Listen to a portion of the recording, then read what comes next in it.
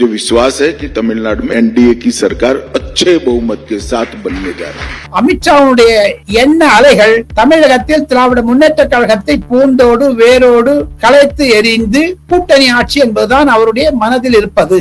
அந்த அவர் முக்மா மீது ஓமப்பொடியை தூவி விடுவார்கள். அமித்ஷா 3 முறை சாப்பிட்டார், எடப்பாடி முறை 2 பால் சாப்பிட்டார். கோலஹலாஸ் டிவி யூடியூப் சேனல், இது வாய்மையின் எக்காலம்.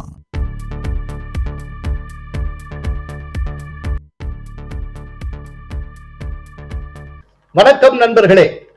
அரசியல் பரபரப்பு தொடர்ந்து கொண்டிருக்கும் நிலையில் டெல்லியிலிருந்து காணொளி மூலம் இணைகிறார் பத்திரிகை உலக ஜாம்பவான் டெல்லி ஆர் ராஜகோபாலன். வணக்கம் ராஜகோபாலன். நமஸ்காரம் சார். நமஸ்காரம் சீனிவாசன். நமஸ்காரம் சார். டைம்ஸ் நவ் சம்மிட்ல நவிகா குமாருக்கு கொடுத்த பேட்டியில் கூட்டணி தொடர்பாக அதிமுகவுடன் பேசிக் கொண்டிருக்கிறோம் என்று बहिरंगமாக अमित-शाह தெரிவித்திருக்கிறார். एआईडीएमके के मित्र और हमारी पार्टी के लोग कुछ चर्चा कर रहे हैं. जैसे ही घोषित होगा देश के सामने आ जाएगा. இது பற்றி என்ன சார்? டைம்ஸ் நவ் என்ற ஆங்கில தொலைக்காட்சிக்கு அமித்ஷா பேட்டி அளித்தார். ஒரு சம்மிட்டில் நவிகா குமார் பேட்டி அளித்தார். Navika Kumar group editor of Times Now. அந்த அம்மையாருக்கு அரசியல் கடந்த 20 வருடங்களாக தலைமை ஆசிரியராகவும் சீஃப் ஆங்கராகவும் இருப்பதனால் அமித்ஷாவிடம் நல்ல நெருங்கிய பழக்கம் உண்டு. அமித்ஷா நவிகாவிற்கு சொன்னது, உதயநிதி ஸ்டாலினை முதலமைச்சராக்க பார்க்கிறார்கள், आपने बेटा को चीफ मिनिस्टर बनाना चाहते हैं, हिंदी சொல்லியிருக்கிறார். और वो परिवारवाद जो उनके बेटे को उनकी जगह बिठाना चाहते, इस पर गुस्सा है. तब जाकर उन्होंने ये सारे मुद्दे उठाए हैं और जनता ये सब जानती है. அதுதான் முக்கிய தலைப்பு. காரணம், அமித்ஷா எடப்பாடி பழனிசாமியுடன் தொடர்பாக பேசியது பொழுது இதுதான் மைய புள்ளியாக இருந்தது என்று நான் கேள்விப்படுகிறேன். சோ அவருடைய மனதில் அந்த அலை ஓட்டம் இருக்கிறது. ஒன்று. இரண்டாவது, ஊழல் பேர்வழிகள் என்று கடந்த 2 மாதங்களாக அமித்ஷா திராவிட முன்னேற்ற கழகத்தை பற்றி சொல்லி வருகிறார். கோவையிலும் சொன்னார். போதாத குறைக்கு அந்த நவிகாவுடன் சொல்லும்போது, நான் 4 மாவட்டங்களுக்கு சென்றிருந்தேன் கடந்த 3 மாதங்களில் தமிழகத்தில். அங்கு இருக்கக்கூடிய சூழ்நிலை என்ன என்று கேட்டால், திமுகவிற்கு எதிர்ப்பு அலை இருக்கிறதை நான் பார்க்கிறேன் என்று பகிரங்கமாக சொன்னார். जनता का संकल्प जब तमिलनाडु में जाते हैं तो दिखाई पड़ता है. मैं विगत 2-1.5 महीने में 3 दिन जाकर आया हूं. डिटेल प्रवास किया है मैंने. 4 जिलों में गया हूं. मैं बताता हूं वहां की पल्स जो है डीएमके सरकार को उखाड़ फेंकने की.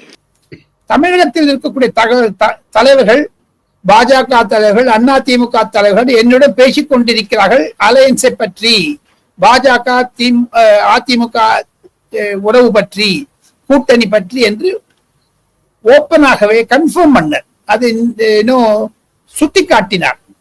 एआईएडीएमके की आपकी जो अलायंस की कवायद है शुरू है, पुरानी मिसअंडरस्टैंडिंग सब क्लियर, अब तमिलनाडु की भी तैयारी है. देखिए, जहां तक तमिलनाडु का सवाल है, एआईडीएमके के मित्र और हमारी पार्टी के लोग कुछ चर्चा कर रहे हैं. जैसे ही घोषित होगा देश के सामने आ जाएगा.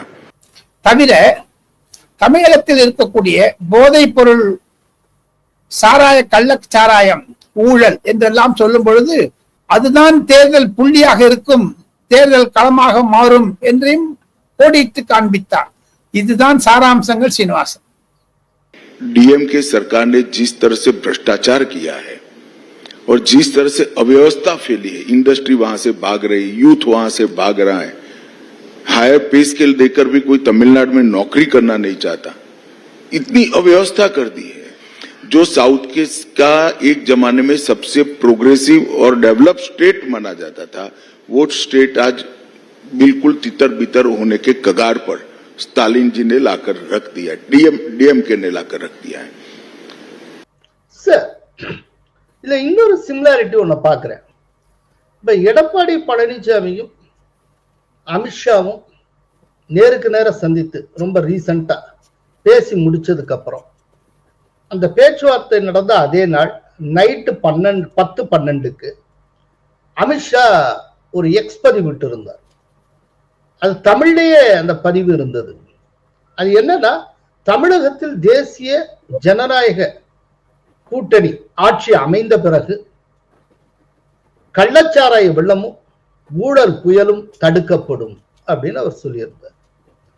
இப்போ நவிகா குமார்ட்ட பேசுறப்பவும் தமிழகத்தில் தேசிய ஜனநாயக கூட்டணி அரசு அமையும் அப்படின்னு சொல்லியிருக்காரு. और ये सबसे तमिलनाडु की जनता परेशान है। मुझे विश्वास है कि तमिलनाडु में एनडीए की सरकार बनेगी। एक बार चुनाव आने दीजिए, अभी काफी देर है। काउंटिंग के दिन मुझे फोन करिएगा, वहां एनडीए की सरकार अच्छे बहुमत के साथ बनने जा रही है। தொடர்ந்து அமித்ஷா கூட்டணி அரசு அப்படின்னு ஒண்ணு திரும்ப திரும்ப சொல்லி வருகிறார். அதாவது ஏடிஎம்கேயோட கூட்டணிக்கான பேச்சுவார்த்தையை அவர் கன்ஃபார்ம் பண்ணி இருக்கிறார். நாங்க அதை நடத்திட்டு இருக்கோம்னு பகிரங்கமாக சொல்லி இருக்கிறார். இன்னொரு பக்கம் கூட்டணி ஆட்சி அப்படிங்கிறதையும் அவர் சொல்லுகிறார். அப்படின்னா இதோட பொருள் என்ன? அமித்ஷா கோயம்புத்தூரில் சிவராத்திரிக்கு வந்த பொழுது பாரதிய ஜனதா கட்சி அலுவலகத்தை திறந்து வைத்த போது கூட என்டிஏ ஆட்சி என்று சொல்லியிருக்கிறார். 25 की शुरुआत दिल्ली के विजय से हुई है और 26 तमिलनाडु में एनडीए की सरकार के साथ समाप्त करेंगे. ஆக மொத்தம் அவர் மனதில் கடந்த 2 மாதங்களாகவே கூட்டணி ஆட்சி என்பதுதான் நிலைநிறுத்தப்பட்டு விட்டது. ஆக மொத்தம் அமித்ஷாவுடைய எண்ண அலைகள் தமிழகத்தில் திராவிட முன்னேற்ற கழகத்தை பூண்டோடு வேரோடு கலைத்து எறிந்து கூட்டணி ஆட்சி என்பதுதான் அவருடைய மனதில் இருப்பது. சார், இதோட மட்டும் இல்ல, இப்ப ரீசெண்டா அமித்ஷா தமிழ்நாட்டை ரொம்ப கான்சென்ட்ரேட் பண்ணுகிறார் அப்படிங்கிறது அவருடைய பார்லிமெண்டரி ஸ்பீச்சில் இருந்தே தெளிவாக தெரிகிறது. இப்ப லோக்சபால கனிமொழிக்கு ரொம்ப கடுமையான ஒரு ரிப்ளை கொடுத்து அவர் பதில் சொல்லி இருந்தார். இந்த அகதிகள் விஷயம், இலங்கை தமிழ் அகதிகள் விஷயத்துல இலங்கை தமிழ் அகதிகளுக்கான அந்த சட்டங்கள் எல்லாமே நீங்க அங்கத்துவம் பெற்ற காங்கிரஸ் காலத்துல போடப்பட்டதுதான். அந்த சட்டங்கள்ல ஒரு கமாவை கூட நாங்க இன்னும் மாத்தல. 1986 से जो भारत सरकार का नीति है, और जब आप 10 साल यूपीए सरकार में थे तब जो आपका नीति था वही हमारा नीति है। ये तो 74 से आए, आप 10 साल तक दयानिधि जी भी मंत्री थे, बालू जी भी मंत्री थे, कुछ नहीं किया। और हमें सवाल कर रहे हैं कि आपने क्या किया। भला आपने कर दिया होता तो हमारे लिए तो बारी ही नहीं आती। मान्यवर, तमिल शरणार्थियों की नीति में हमने फुल स्टॉप कॉमा का बदलाव नहीं किया है। जिस सरकार में डीएम के हिस्सेदार थी वही नीति को हमने जस का तस अपनाने का काम किया है। अगर कुछ बदलाव करना है तो मुझे देखना, हम सोचेंगे। அதே போல என்ன பல தடவை நீங்க மீட் பண்ணீங்க, ஒரு தடவை கூட இலங்கை தமிழ் அகதிகளுக்காக எப்போதுமே என்கிட்ட பேசினது இல்லை. ஆனா லோக்சபால வச்சு நீங்க செய்வீங்களான்னு எங்கள்கிட்ட நம்ம கேட்டுக்கிட்டு இருக்கீங்க. मान्यवर, मुझे अब तक एडीएमके के सारे एमपी 4 बार मिले अलग अलग समस्या पर, एक में भी तमिल शरणार्थी का जिक्र नहीं। और कहते हैं डू समथिंग। भाई आप तो कहते हैं, हमने तो आपकी नीति पर चले, हम माने ये सच्ची होगी। अभी भी आप दीजिए, हम सोचेंगे इस पर। मगर आपने रॉन्ग किया है, एक्सेप्ट करते हो ना? आपने रॉन्ग किया वो तो स्वीकार कर लिया, चलो अच्छी बात है அப்படின்னு சொல்லிட்டு எல்லாரையும் அவங்க டோட்டலா எக்ஸ்போஸ் பண்ணி இருந்தார் அமித்ஷா அவர்கள். இப்ப ரீசெண்ட் டேஸா தமிழகத்தில் இருக்கக்கூடிய கட்சிகளை, குறிப்பா அந்த டிஎம்கே இந்த மாதிரி எதிர்கட்சிகளை அமித்ஷா நேரடியாக எதிர்கொள்ளுகிறார், கடுமையாக பதில் சொல்லுகிறார்.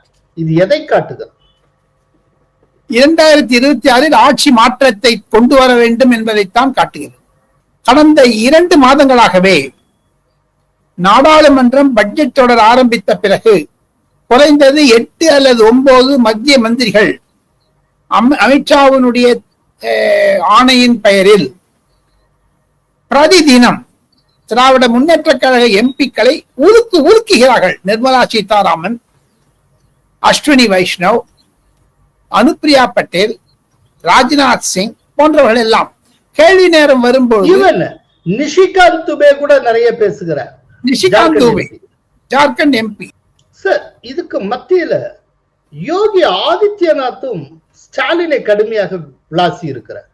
இப்ப ரீசெண்டா கொடுத்த இன்டர்வியூல அவர் ரொம்ப கடுமையாக ஸ்டாலினை தாக்கி பேசியிருந்தார். इन लोगों के वोट बैंक खिसकते हैं तो ये लोग इसी प्रकार की क्षेत्रीयता की और भाषाई आधार पर बांटने की दुरभिसंधि करते हैं.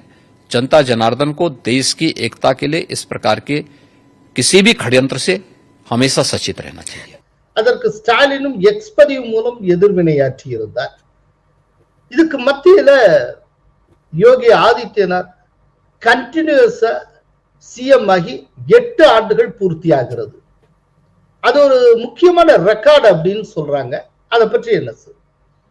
யோகி ஆதித்யநாத் இந்திய அரசியலில் ராமர் கோவில் கட்டியதை தவிர, மகா கும்பம் நடத்தியதை தவிர, உத்தரப்பிரதேசத்தில் அந்த குண்டா ராஜ் என்று சொல்லி வருகிறார்களே, தற்பொழுது தமிழகத்தில் தாங்கள் பார்க்கிறீர்களே ரவுடி கும்பல் மற்றும் கள்ள சாராயம் ஊற்றுவது மற்றும் டான்ஸ் இருப்பது எல்லாம், அதை உத்தரப்பிரதேசத்தில் ஒழித்து காண்பித்தார் கடந்த 8 வருடங்களில் யோகி ஆதித்யநாத். அதுதான் இந்த 3 தான் அவருக்கு பெரிய மாபெரும்.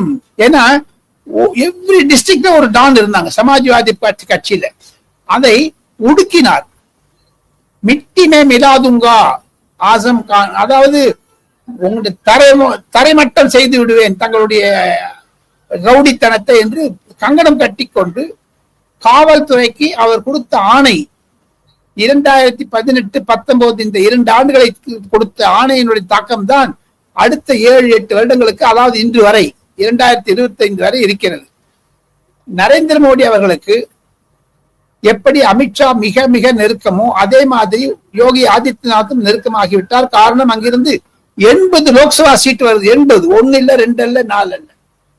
அதனால்தான் உத்தரப்பிரதேசத்திற்கு யோகி ஆதித்யநாத் செய்த மாபெரும் சேவை என்ன என்று கேட்டால், ரவுடிசத்தை அடக்கியது. குண்டா ராஜ் என்று சொல்லக்கூடிய அகிலேஷ் யாதவனுடைய ஆட்சியை நன்றாக அவர் எக்ஸ்போஸ் பண்ணி, இருப்பவர்களுக்கெல்லாம் சுதந்திரம், பெண்களுக்கெல்லாம் நடமாட்டத்திற்கு சுதந்திரம் என்றெல்லாம் சொல்றார். அதையும் தவிர நரேந்திர மோடி அடிக்கடி கூறுவார், பொதுக்கூட்டங்களிலும் சரி தேர்தல் அமைப்பு கூட்டங்களிலும் சரி, UP plus Yogi is equal to யுபியோகி என்று. அதுதான் பின்னாடி ஒரு எண்ணமாக இருக்கிறது சீனிவாஸ். यूपी प्लस योगी बहुत है उपयोगी.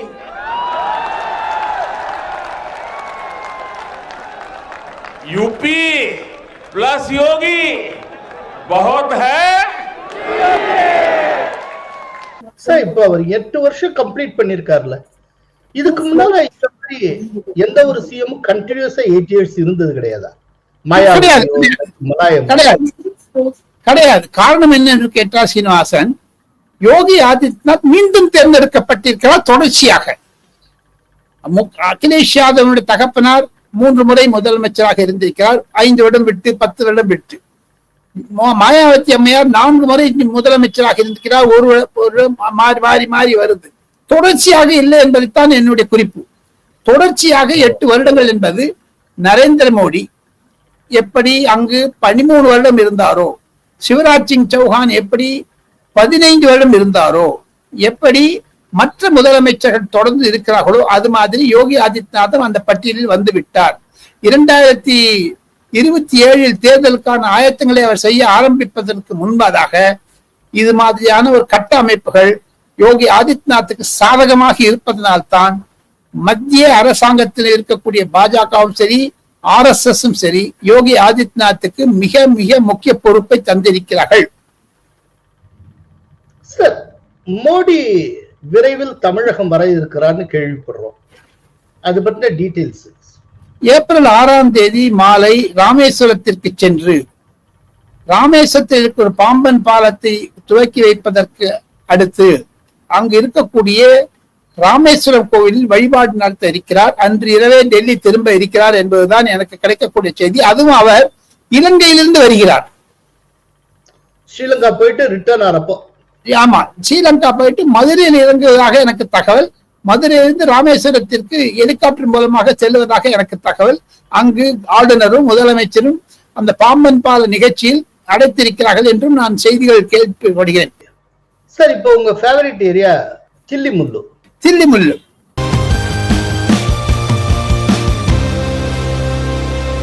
1977 அடல் பிகாரி வாஜ்பாய் கேஜி சுதர்ஷன் என்பவரும் ரஜ்ஜு பையா என்று சொல்லக்கூடிய RSS தலைவருடன் அடிக்கடி அவர் பழகுவதும் பானு பிரதாப் சிங், சௌத்ரி சரண் சிங், ஜார்ஜ் பெர்னாண்டஸ், சுரேந்திர மோகன், ஹரிவிஷ்ணு காமத், மிர்னால் கோரே, மது தந்தவத்தே, மது நிமாய் போன்றவர்கள் எல்லாம் ஒரு இடத்திற்கு வருவார்கள். 7 ஜந்தர் மந்தர் ரோடு என்ற இடத்தில். அதுதான் காங்கிரஸ் உடைய அலுவலகமாக இருந்தது ஒரு காலத்தில், எமர்ஜென்சி பொழுது.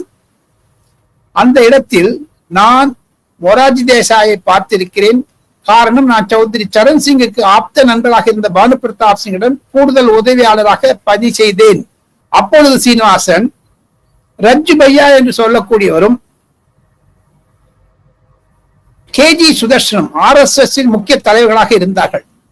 செப்டம்பர் 27, 2025 நூற்றாண்டு விழாவை கொண்டாட இருக்கக்கூடிய, அதாவது ஒரு வருடம் முழுக்க கொண்டாடுகிறார்கள். செப்டம்பர் 27 தான் முக்கியமான நாள். அன்றுதான் RSS உருவாக்கப்பட்டது 1925.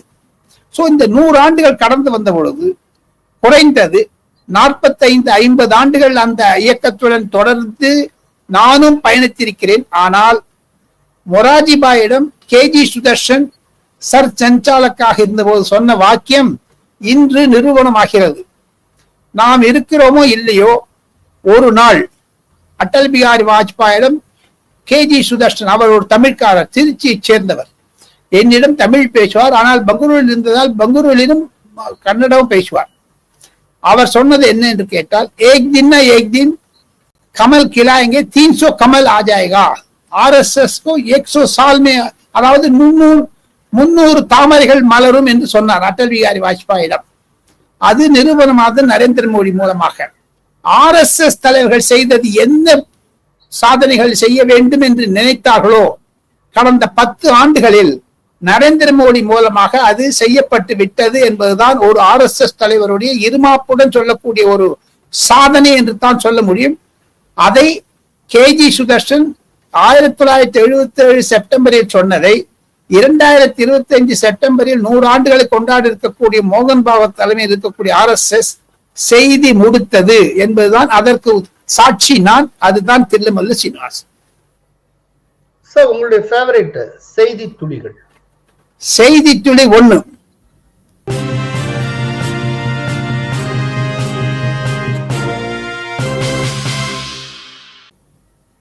எடப்பாடி பழனிசாமியும் அமித்ஷாவும் பேசிக் கொண்டிருந்த பொழுது டெல்லியில் இரவாகிவிட்டது. குறைந்தது 1 மணி நேரம் 1.5 மணி நேரம் ஆகிவிட்டது. 2 முறை அமித்ஷா ஒரு காலிங் பெல்லை அமைத்து போகா என்று சொல்லக்கூடிய அவல் உப்மாவை கொடுத்தார் எல்லாருக்கும். அந்த அவல் உப்மா என்பது மிக ருசிகரமானது. அதுவும் குஜராத்திகள், மராட்டிகள் போன்ற இடத்தில் இந்த அவல் உப்மா தான் முக்கியம். அந்த அவல் உப்மா மீது ஓமப்பொடியை தூவி விடுவார்கள். நான் கேள்விப்பட்டது, ஊர்ஜிதம் செய்யப்பட்டது என்ன என்று கேட்டால், அமித்ஷா 3 முறை சாப்பிட்டார், எடப்பாடி முறை 2 முறை சாப்பிட்டார். பசி இருந்தது. இருப்பினும் 2026 தேசிய ஜனநாயக முன்னணி ஆட்சி தமிழகத்தில் வர வேண்டும் என்ற பசி இருந்தாலும் எடப்பாடி பழனிசாமி பகிர்ந்து கொண்ட பொறுத்து அவர் ஏக்காலோ உன்னதை சாப்பிடு என்று திணித்தார் அமித்ஷா. அதுதான் செய்தி துளி சீனிவாசன். செய்தி துளி 2.